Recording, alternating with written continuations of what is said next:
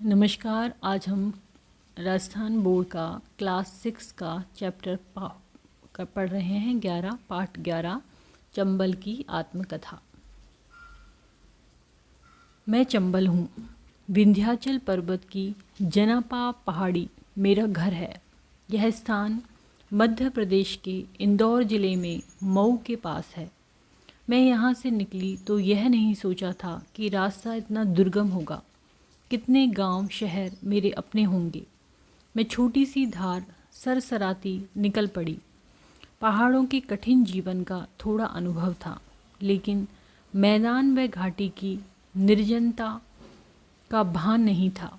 लोगों का प्यार और स्नेह मिलता गया। मैं बढ़ती गई। किसी की मेरे घर घराते प्रभाव को देखकर सिट्टी पिट्टी गुम हो गई तो कोई अभावों की दुनिया में आशा की एक किरण के रूप में मुझे देख रहा था। मध्य प्रदेश के मंदसौर जिले में सर्वप्रथम मेरी घेराबंदी की गई। नाम दिया गांधी सागर बांध। लगा कि अब बस मेरी इतिश्री हो जाएगी, लेकिन मुझे अपने पिता विंध्याचल से मिली यह सीख याद आ गई। चरैवैती चरैवैती, यही तो मंत्र है अपना। सतत चलना, नहीं रुकना, शुभंकर मंत्र है अपना। मैंने हिम्मत नहीं हारी और आगे बढ़कर चित्तौड़गढ़ जिले के 84गढ़ में राजस्थान की पवित्र भूमि का स्पर्श किया। मेरा जीवन वीरान जंगलों, भरकाओं और डांग क्षेत्रों में समाया हुआ है। इन वीरानियों में मैंने शेर, भालू, चीते, जरख, मगरमच्छ और घड़ियालों के बीच उजड़ते और बसते लोगों को देखा है। कभी गरजती बंदूकों की खौफनाक जिंदगियों ने मुझे घेरा तो कभी बॉलीवुड की जमात ने मुझे फिल्मों के पर्दे पर दिखाकर कुतूहल का विषय बनाया। मुख्य धारा से भटके जान मेरी शीतलता पाकर सात्विक जीवन में लौटे। आज भी अनेक परिवार मेरी क्रोध में शहर की चकाचौंध से दूर जीवन जी रहे हैं। मैं अपनी वीरानी के बीच उन्हें बढ़ते देखना चाहती हूँ। बंदूक की जगह कलम देखकर मुझे खुशी होती है। मैंने अपने मार्ग में ऊबड़ खाबड़ धरातल, टेढ़े मेढ़े रास्तों से कभी भय नहीं खाया, धैर्य नहीं छोड़ा। युग बदला, शासन बदला, पुल बने, मार्ग सुगम हुए। मैंने रावत भाटा को परमाणु नगरी बनते देखा है। चित्तौड़गढ़ जिले की भैंसौरगढ़ तहसील में मेरा जल राणा प्रताप का नाम पाकर धन्य हो गया। मुझे गर्व है कि यहाँ बना बांध राजस्थान का सबसे बड़ा बांध है। जवाहर सागर व कोटा बैराज भी मेरे अपने ही हैं। मैं जंगल की रानी थी, लेकिन भैंसौरगढ़ में मेरे तट पर सुंदर जल दुर्ग बना तो मैं फूली नहीं समाई। भैंसौरगढ़ किला राजस्थान का वेल्लोर कहलाता है। भैंसौरगढ़ किला राजस्थान का वेल्लोर कहलाता है। मुझे राजस्थान के 6 जिलों का अक्षुण्ण साथ मिला है।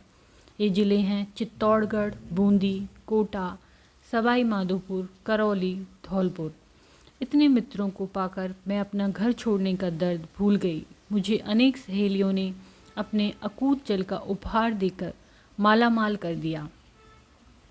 बामनी, सीप, मेज़, कुराल, घोड़ा, पछाड़, कुन्नू, पार्वती, परवन, आहू, काली सिंध और बनास के उसको उपकार को मैं भूली नहीं हूँ, पर आज इनकी सूखी धारा मुझे विचलित करती है। अब मैं चाहती हूँ कि इनकी मदद का समय आ गया है।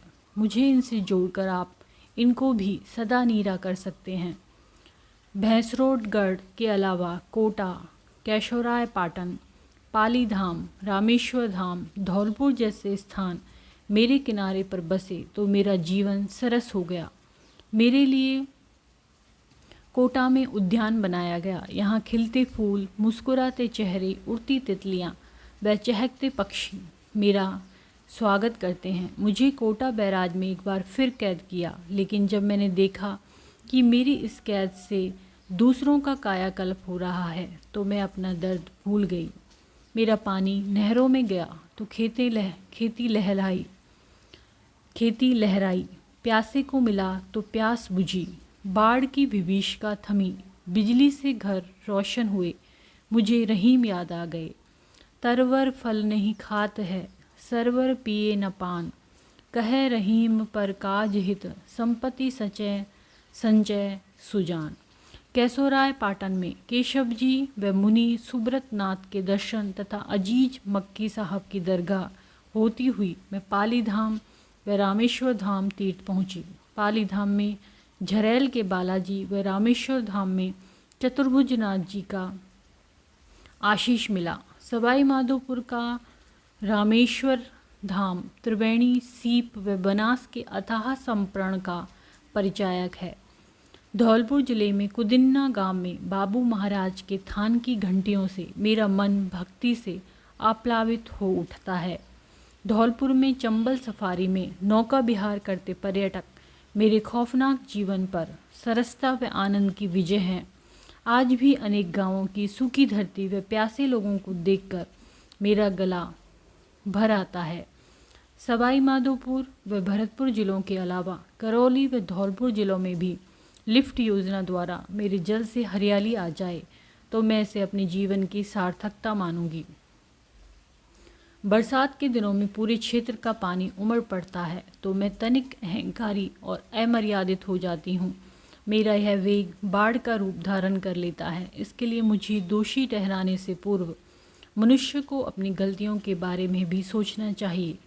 पेड़ों की अंधाधुंध कटाई व अवैध खनन ने भी मुझे उग्र किया है। खतरे के निशान से ऊपर आते ही आपको सावधान हो जाना चाहिए। जब मेरा वेग प्रचंड होता है तो दुखांतिका घटित हो जाती है। इससे मुझे अपार पीड़ा होती है। आपकी सजगता मुझे इस कलंक से बचा सकती है। राजस्थान व मध्य प्रदेश के बीच लगभग 250 किलोमीटर की सीमा में मुझे जो प्यार व स्नेह मिला उसे मैं भुला नहीं सकती। मुझे चंबल मैया कहा जाता है। मैं माँ का दर्जा पाकर धन्य हो गई। मैं अपनी संतति के लिए सब कुछ देने को तैयार हूँ। लिफ्ट लगाकर मेरा जल कहीं भी ले जाओ, बांध बनाकर बिजली बनाओ या उद्योग, खेती और उद्यानों को सिंचित करो, परंतु माँ के अस्तित्व के लिए एक विनती है कि कल कारखानों के अपशिष्ट पदार्थ, शहर के गंदे नाले, मृत जानवरों के शव आदि मुझ में मत फेंको। इनसे मेरा दम घुटता है। मेरी सखियाँ इस बीमारी से दम तोड़ रही हैं।